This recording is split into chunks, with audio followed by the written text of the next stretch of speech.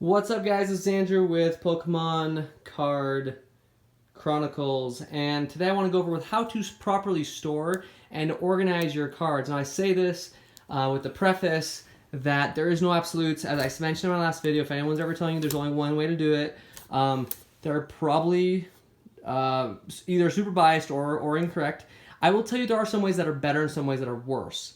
And I even might throw out the word don't do this or never do it. Take it with a grain of salt, I guess, and do whatever you'd like. But I want to show you some tips and tricks that I wish I would have known when I first got into it. So I'm going to jump down into here because this is what I think every collector does when they first collect. It's what we all did as kids. We throw our cards into these Ultra Pro 9 holder sleeves, right? I picked up boxes of these. I now have a pile literally a foot high of all my leftovers that I don't use anymore. And so let me just tell you, before you start doing this, don't. Don't. That's an absolute. That's my opinion. But I would say don't do it. And here's why. If you're going to get into collecting, you want to preserve your cards. And these, unfortunately, don't really preserve your cards. The reason why is because if you put them in a 3-ring binder, the binder actually ends up bending your cards. You'll actually notice if you ever go buy someone's collection or buy some at a store, you'll notice sometimes that you'll find it right here. I don't have an example, but you'll find right here there'll be like this little indent bend that you can't really see unless you really take the card out. If it's in there, you're really not going to notice it. So take the card out, inspect it. And so I collected cards and I put them all in there and I had them in there for like a year or two, and then all of a sudden I realized, wow, I have just literally damaged like a good amount of cards. Now, luckily, this is pretty early on in collecting, so not everything was stored in binder, and not everything was damaged either. I mean, it's not like every single card in here got damaged, but again, just to have more caution, I would consider investing your money. Instead of buying, a packet of 50 of these, go and buy a nice binder. Now, you can buy an Ultra Pro binder. You can buy one that's a 3x3. I personally like the look of this, which is the 4x3, right? It gives you that super nice look. I'm missing a card over there. And so this is what I do. I would invest in this. Now this is $30. This one, it's a I don't know if I want to share my brain, but it's an X4 Star City Games X4 binder. These are ones I really like.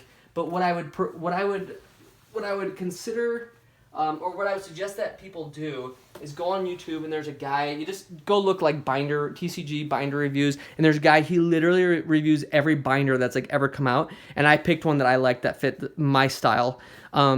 He goes over the quality of it and just some of the extra features of it.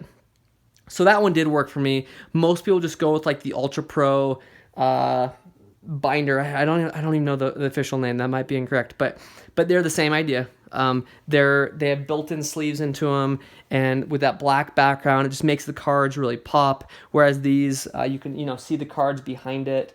They don't have that rigid back.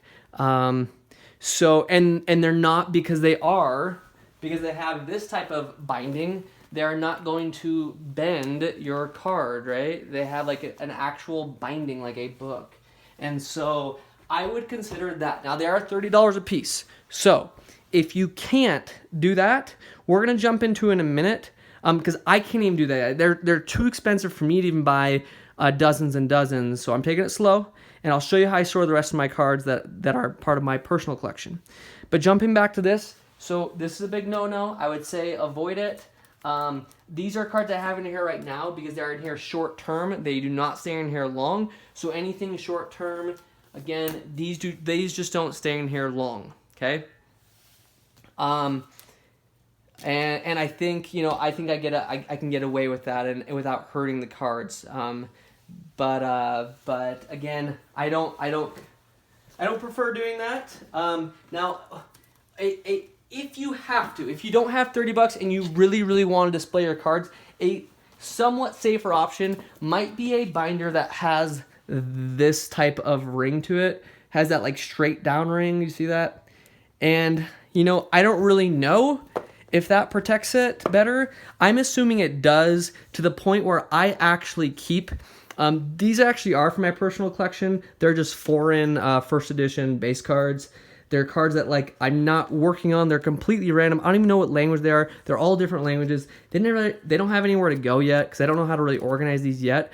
Because I like literally have like, you know, 1 card in French and like 2 in Spanish. It doesn't make a lot of sense to really organize these in the way that I organize it, which I'll get to in a minute. So these actually stay in here. So that is a like alternative option, which is last resort. Okay. Now, why I don't just take those out and put it in a box, I don't know. I haven't done it yet. But let me show you what I do with my cards. Let's take something that. Okay. So cards that can't fit in my nice binders, and cards that I don't want to put into a binder, into these crappy 3-ring binders, I will put in these TCG, in these like what are they, training kit boxes at the top and the bottom. I use them both. Right, so this is the top piece, but then there's also the bottom piece. So you have 2. Every time you buy one of these, you can use them. I just acquired these from a big collection I bought. There's like 30 boxes, so I just now use them all. As you can tell, over there, they're all labeled correctly. And what I do here's getting into the organization. I organize my sets in chronological order.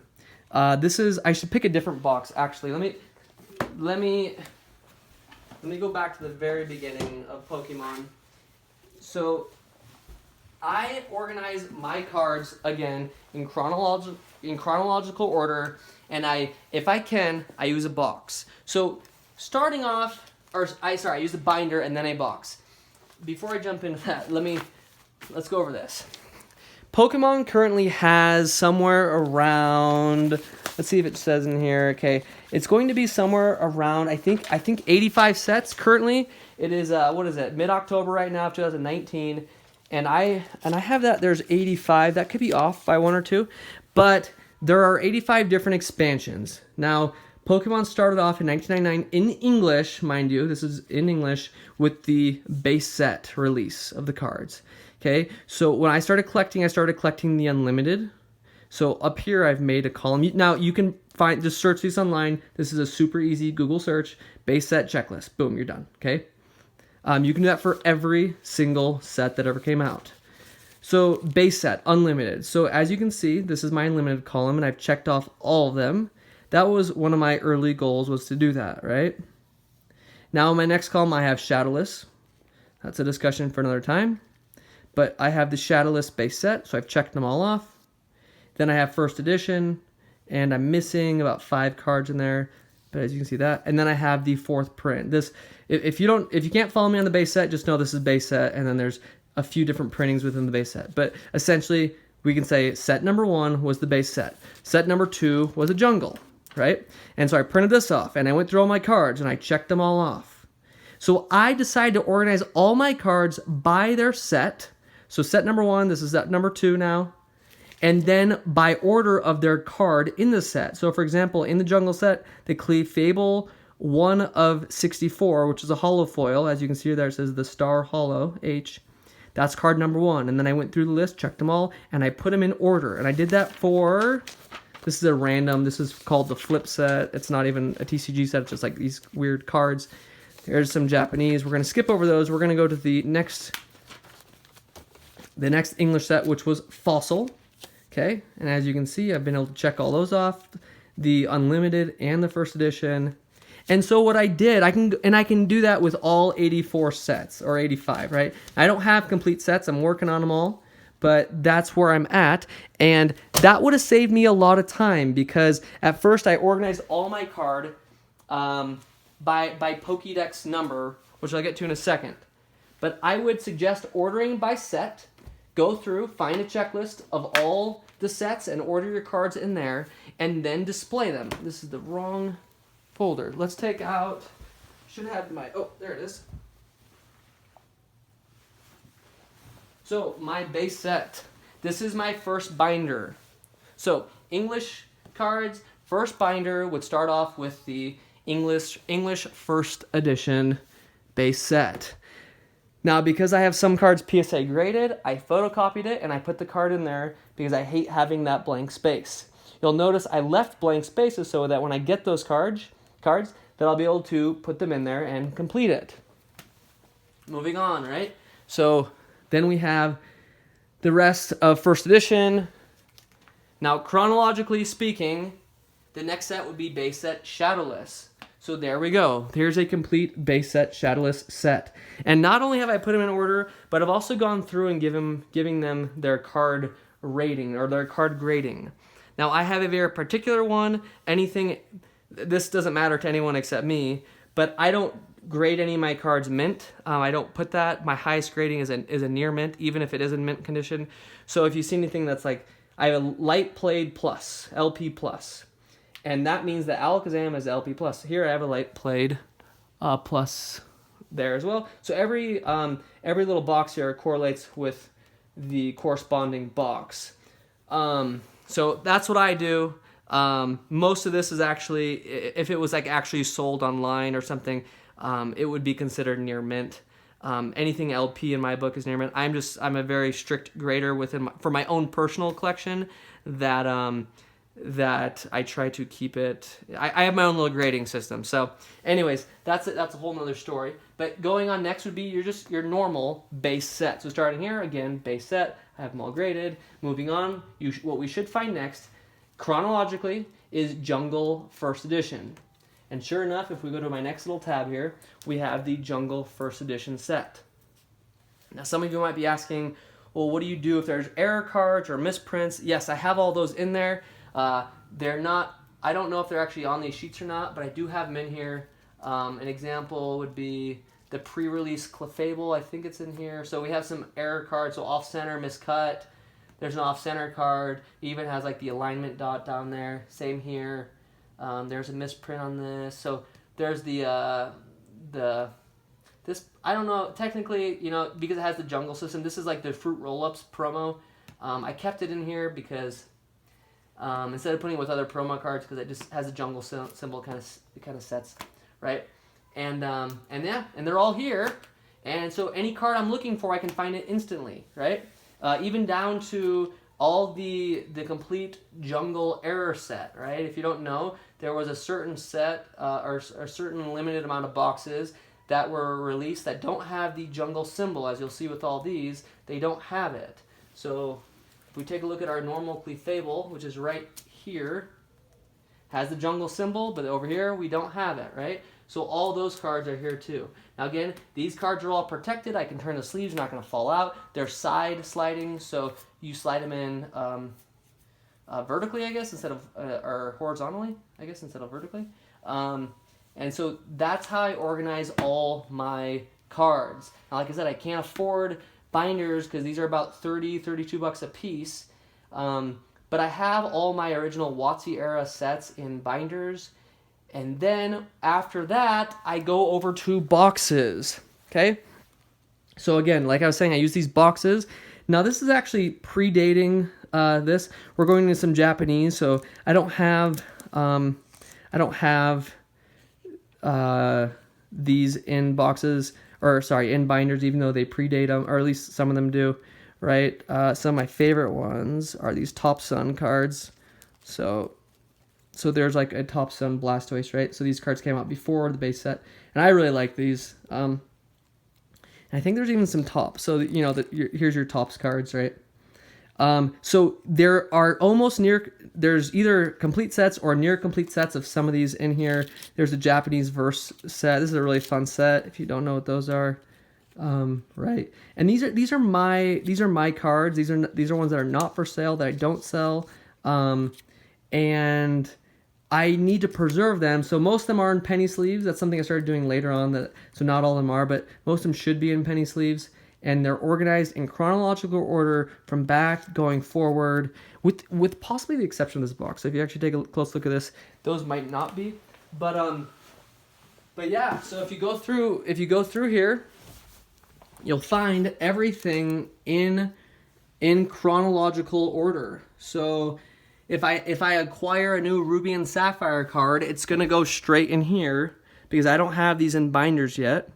It's going to go straight in here in the exact card order. So if I go back here, I should find card number 1. Now, I don't know if Mudkip is number 1 because I might not have card number 1, but this should be at the beginning of the set. And sure enough, what is it?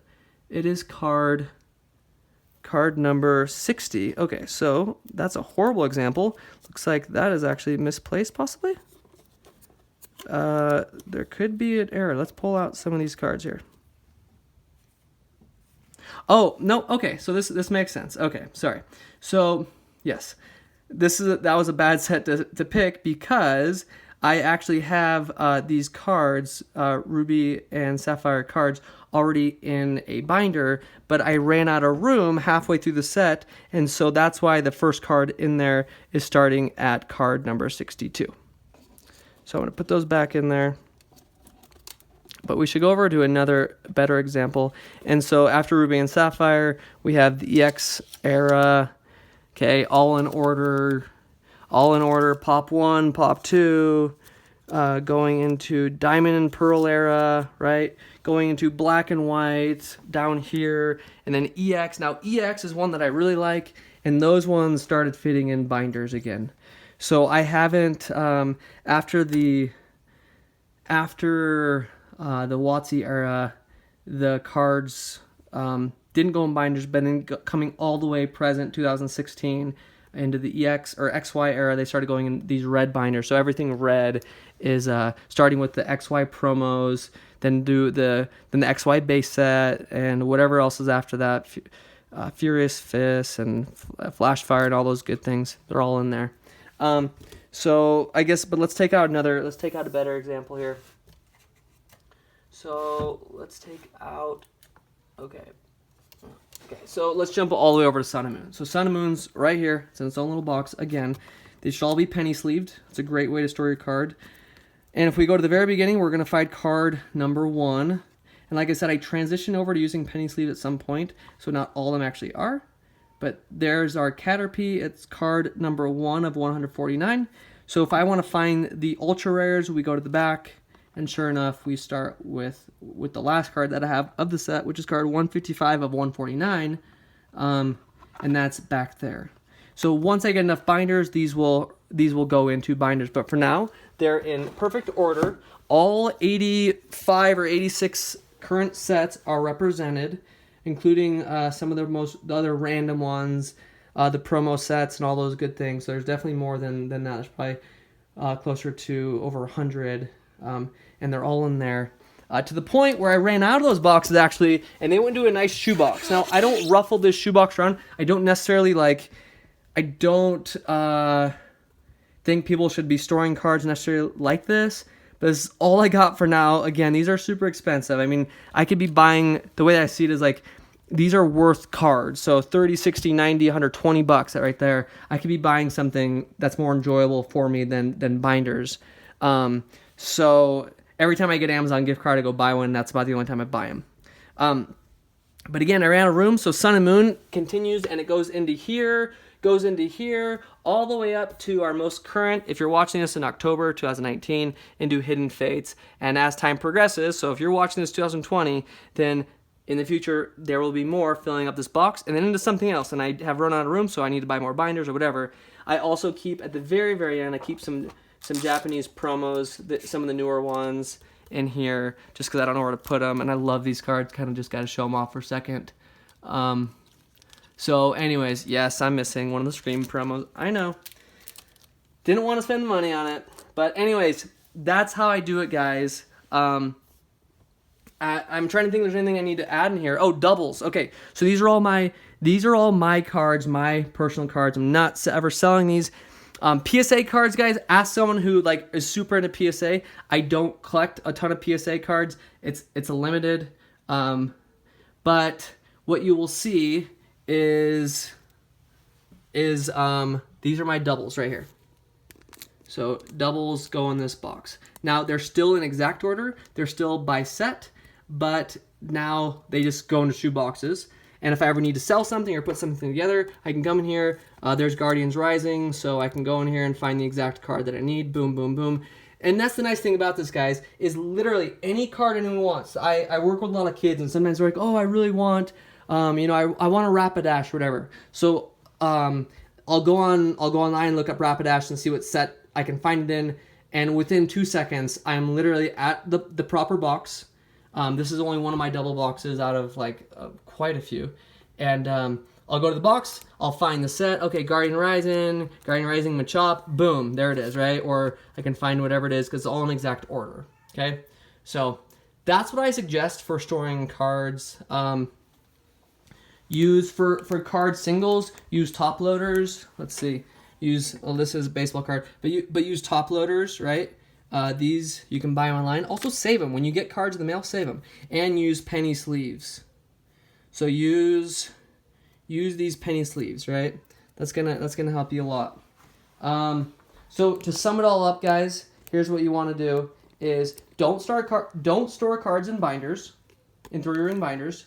Do store cards in nice, we'll just call them Ultra Pro binders, like this. Okay, you're gonna get that nice little that look. And it's honestly, when these things are full, guys, I mean, that is such a beautiful look. That is so appealing, I think. So store them in there. And lastly, I would say store them in a place where they're not going to get jiggled and rustled around. I'm not taking these and bringing them places. These stay here, so they are staying in mint condition, and they just sit there, right? No one's coming here and messing around with them. They just sit there. As for everything else, your doubles, find ways to still keep them organized. And then also go to bulbapedia.com. You can find, if you're wondering what a card comes from, every card has a symbol on it. So let's take a, right, we'll take a Venonat. So here's a Venonat, okay? We know what set it's from because every card has a set symbol. Unless it's base set, then it doesn't. And that set symbols will tell you what set it is. If you don't know by heart, because I don't even remember all of them, then go type in Google complete Pokemon set list, right? Or set symbol list, and you'll find those. Go ahead, print these off. You can just find these online, Google it. Pokemon, the official Pokemon website comes out with them every time there's a new set. Just literally Google it, guys. You will find the new set list. Here's one for Unified Minds. Here's one for Hidden Fates, right? You print them off and you keep track of your cards that way, and you store them properly, and your cards will hopefully grow in value instead of getting beat up and be depreciating in value. But guys, that's about it. That is how I store cards. That's how I organize cards. There are other ways, but in my opinion, if you are going to be collecting long term, I think organizing them and storing them by their set in chronological order, if possible, is, in my opinion, the easiest way to do it. So that's all I got for you guys. Enjoy. Keep collecting. We'll see you later.